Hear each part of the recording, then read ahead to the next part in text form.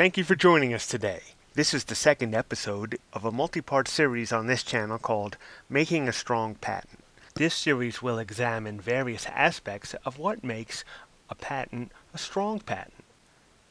In this specific episode, we will be talking about who. And we're not talking about this who, although they're pretty good. We will be talking about who will infringe your patent. The question of who is infringing is important in determining what damages or compensation you might be able to receive from your patent. And so giving careful thought as to who is the infringer is an important aspect of what makes a strong patent.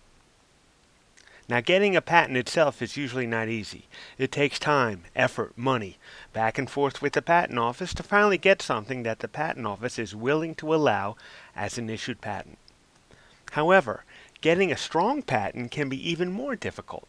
So that raises the question, what exactly is a strong patent anyway?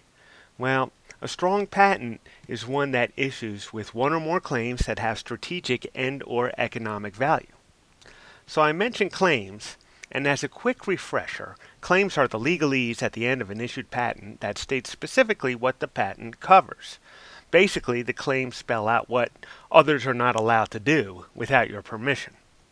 If someone or something is covering all the elements of one of your claims, then your patent is said to have been infringed.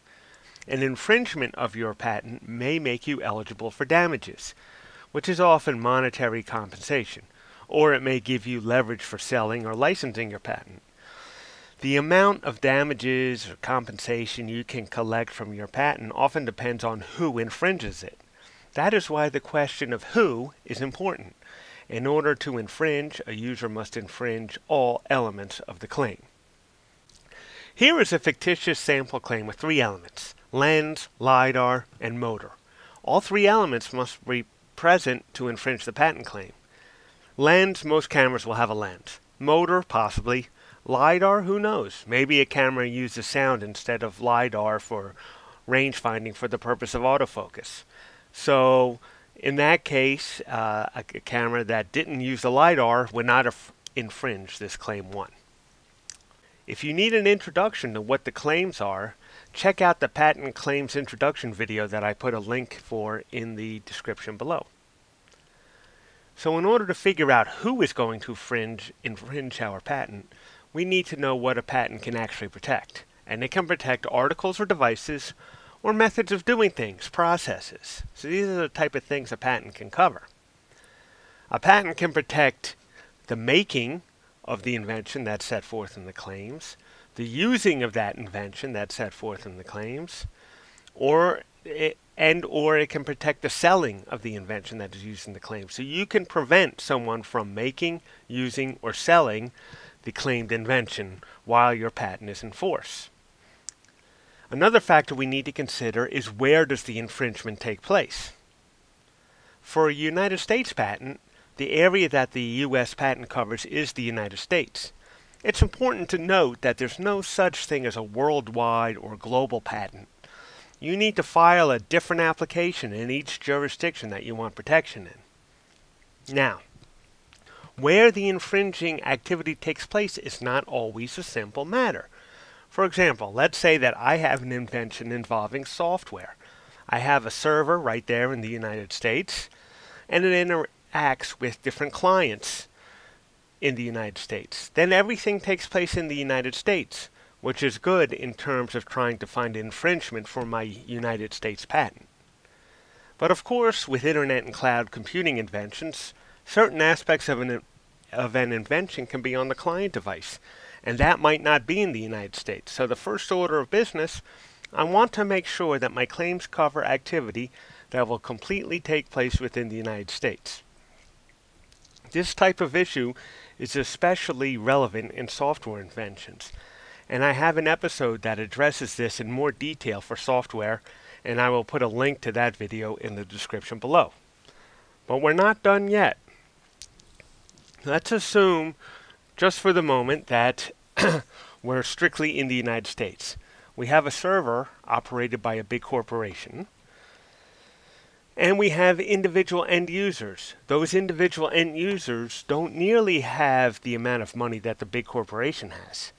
So depending on how the claims are written, who infringes, the company or the end user? If it's the end user, then we could go after individual infringers, but that could involve many lawsuits where each lawsuit involves only small amounts of potential damage. Or we could write claims that cover the server side and go after the corporate infringer. So in terms of who we want the claims to cover, I use the following acronym. SRUS. We are looking for SRUS. SRUS stands for a single infringer that infringes every element of my claim, preferably someone rich with deep pockets. They have a lot of money, so that increases my likelihood of being able to collect damages and compensation, making my patent more valuable. U.S. based. We want somebody in the United States for the purposes of a United States patent. Now, other jurisdictions have similar intellectual property laws, so if you are concerned about a different jurisdiction, say Canada, Korea, Germany, India, for example, then for patents in those jurisdictions, substitute that jurisdiction instead of the United States. And we typically want an entity, a corporation, over a single individual as the infringer. So we can go after someone with some means and incentive to compensate us. After all, if you try to sue an individual for infringing your patent, they may just quit doing the infringing activity, which limits your potential to collect. Whereas a company that has invested a lot of time and money to do something is more likely to want to work something out if possible, making your patent potentially more valuable. So just to recap, when reviewing your own patent claims before filing your application, ask who will infringe. Hopefully a single entity does the infringing. What we don't want is that entity A infringes the first half of the claim and entity B infringes the second half of the claim. While it's possible to pursue damages in those joint infringer scenarios, it becomes much more complicated. Ask where the infringement will take place. Hopefully for a U.S. patent, the infringement will take place in the United States. And consider the status of the infringer. We want the infringer preferably to be a company that has a vested interest in continuing the activity, providing them the incentive to buy or license your patent. So finally, remember SRUS, single rich U.S.-based entity, as something to consider when filing your own patents. So hopefully, this gave you some insight into this aspect of making a strong patent. Once again, thanks for checking out this exciting episode of Inventor's Quick Tips, and we'll see you again soon.